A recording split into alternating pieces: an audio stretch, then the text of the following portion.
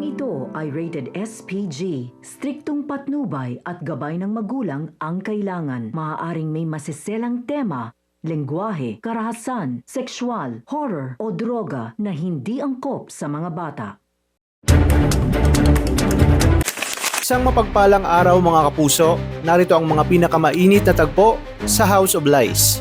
Pero bago ang lahat, kung bago ka pa lamang sa akin channel, huwag kalimutang mag-like, mag-share at mag-subscribe para lagi kang updated sa mga bagong recap na aking i-upload. Hindi na mapakali si Marge, pakiramdam niya may mali kay Paulo. Parang nagbago, parang unbothered, parang may itinatago. Kaya naman ikinuwento niya ito sa kanyang kaibigan at doon siya pinayuhan na maglagay ng tracker. Sa una parang mali, pero bilang asawa na may nararamdamang kakaiba, ginawa niya pa rin ito at doon nagsimulang mabunyag ang buong katotohanan. Isang araw, tinignan niya ang tracker. Wala si Paulo sa opisina, nasa hotel. Pero ang sabi ni Paulo, nasa trabaho siya. Hotel. Pero ang sabi ni Paulo, nasa trabaho siya. Doon na nagsimulang bumigat ang lahat. Mantalang para kay Thea ay hindi pa tapos dahil nabitin siya sa nangyari noon.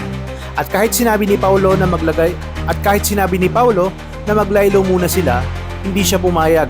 Gusto niyang ituloy at doon sila nagkita sa hotel. Habang nasa loob sila, biglang tumawag itong si Marge. Tinanong niya kung nasaan si Paulo.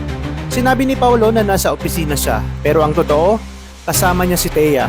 At habang nagsisinungaling itong si Paulo, ay unti-unti na siyang nahuhuli. Pero ang mas nakakatakot dito ay hindi pa nga niya alam at ang isang tanong ngayon, hanggang kailan kaya niya maitatago ang kanyang kasinungalingan at pagtataksil? Malalaman kaya ni Marge ang buong katotohanan? Makakagawa ulit siya ng paraan para hindi mahuli dahil magtataka nga siya kung bakit biglang tumawag itong si Marge. Dito nga ay posible na lumipat sila ng ibang lugar upang hindi agad siya madatnan ni Marge sakaling sundan ito ni Marge.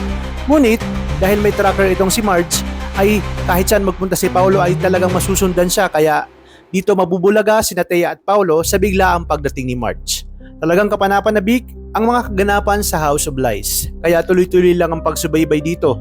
Maraming salamat sa inyong panonood at pagpalain tayong lahat, mga kapuso.